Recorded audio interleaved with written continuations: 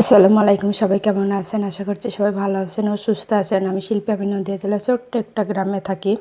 বড় নতুন একটা দিনে নতুন একটা ব্লগ ভিডিও নিয়ে হাজির হয়েছে আপনাদের মাঝে। আশা রাখছি আজকে ভিডিওটি আপনাদের ভালো লাগবে।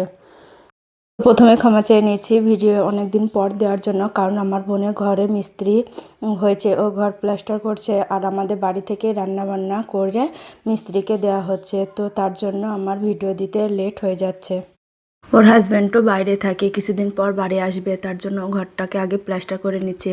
এমনিতেই ছোট ছেলে, তার উপরে রোজার মাস, তার জন্য আমার বাড়ি থেকে রান্না করছে, আমি রান্না বান্না করে দিচ্ছি। তো আমি বলেছিলাম যে কিছুদিন পর কর, রোজাটা বেরিয়ে যাক তারপরে করিস, তো কিছুতেই শুনলো না। আমার এই ছোটো বোনটা খুব জেদি, ও শুনবেই না, যা বলবে সেটাই করবে।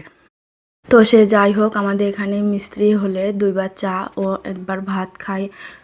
রোজা করে মিস্ত্রির রান্না বান্নার সাথে নিজেদের যে কাজগুলো সেগুলো করা, ইফতার গোছানো, তাতে আমি খুব ক্লান্ত হয়ে যাচ্ছি। এক কামরা ঘর আর পিড়ি তো কিছুদিন লাগবে, তো প্রায় হয়ে এসেছে আর 2-4 দিন। তো তারপরে আমি আমার ঘরের কাজগুলো করব। ঘরের কাজগুলো বলতে আমি ফার্নিচারগুলো এগুলো সব মুছতে পারিনি, ঘরে ঝুড়মুল ঝাড়া এগুলো সব করতেই হবে। আর অনেকগুলো মানুষ একসাথে থাকছি তো কাজও অনেক হয়ে যায়, তাই না? একার কাজ খুব তাড়াতাড়ি হয়ে যায়, কিন্তু আরেকজন বা দুজন থাকলে কাজ খুব লেট হয়।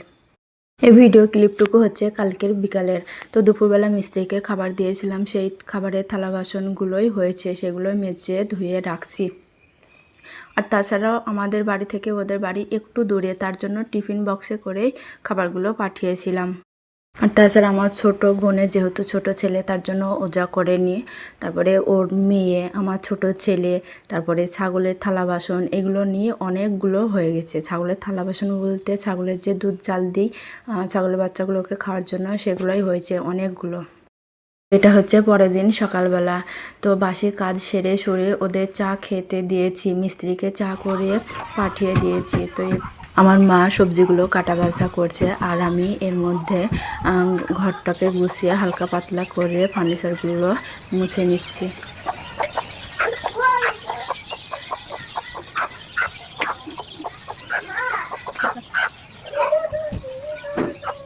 একটা সংসারে তো আর কম কাজ নাই, সেটা হোক সংসারটা ছোট বা বড়।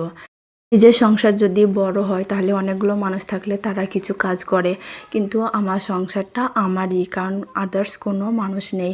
আর আমার বোন আর আমার মা এসেছে, তো তো আমার বোনের ছোট বাচ্চা আমার মাই দেখাশোনা করছে। আর আমার বোন মিস্ত্রি পেঁচে ঘুরছে, কারণ যেহেতু ওর হাজব্যান্ড বাড়ি নেই, মিস্ত্রি এ টানো ও টানো সে টানো করতে গিয়ে ওর সারাদিন লেগে যাচ্ছে মিস্ত্রি পেঁচে। আমার বোনের সবেমাত্র সেজার হয়েছে, 2 থেকে 3 মাস হচ্ছে, তো তার জন্য ও ক্লান্ত হয়ে যাচ্ছে। আমি ওকে আগেই মানা করেছিলাম, কিন্তু তাও শোনেনি, কি আর করার। যাই হোক, রান্না বসিয়ে দিয়েছি। আমি ছাগলকে খাওয়াচ্ছিলাম, ও ততক্ষণে মাছগুলো ভেজে নিয়েছে। তো এবার আমি আলু দিয়ে গাজরটা ভেজে নেব। লোহার কড়াই মাছ ভাজলে মাছগুলো খুব সুন্দর ভাজা হয়।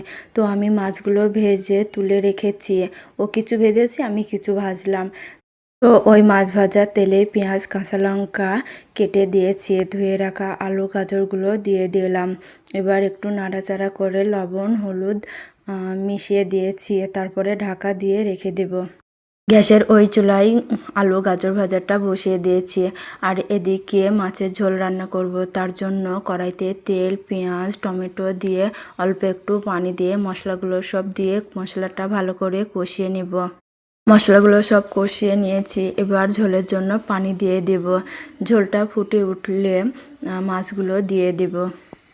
তো আমি ভেবেছি হয়তো ভিডিও আমার অন করাই আছে, অথচ আমি ভিডিও অনই করিনি। তো সব রান্নাই আমার হয়ে গেছে। রুই মাছ রান্না হয়েছে আলু দিয়ে, গাজর ভাজা আর থোড় দিয়ে মুসুর ডাল।